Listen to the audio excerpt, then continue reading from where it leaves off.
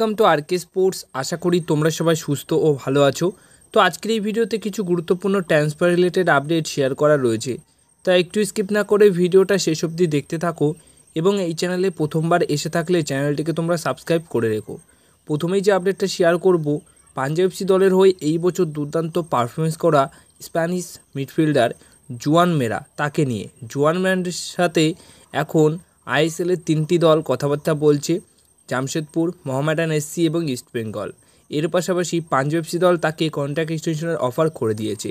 তো মোট 4টি দলের তার কাছে অফার রয়েছে এবং সেই 4টি দলের অফার কোনটা ভালো কোনটা খারাপ এইগুলো খতিয়ে দেখছে এবং তিনি এটাই জানিয়েছেন যে তিনি সময় নিয়ে তারপর ক্লাব চুজ করবে আগামী মরশুমের জন্য।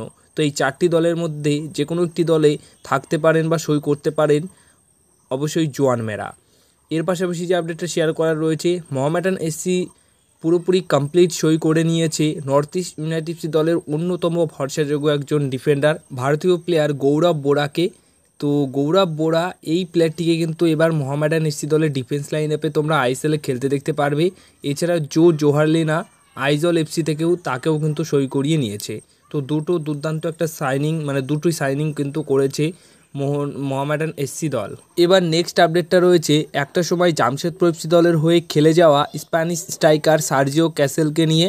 সার্জিও ক্যাসেলের সাথে আইএসএলের কিছু ক্লাব লিঙ্ক আপ করেছে, তার সাথে তাকে দলে নেবার জন্য ইন্টারেস্টও করেছে, কিন্তু এখনও অবধি সেই সমস্ত ক্লাবের নাম জানা যায়নি যে তাকে দলে নেবার জন্য কোন কোন দলগুলি ইন্টারেস্টও করেছে।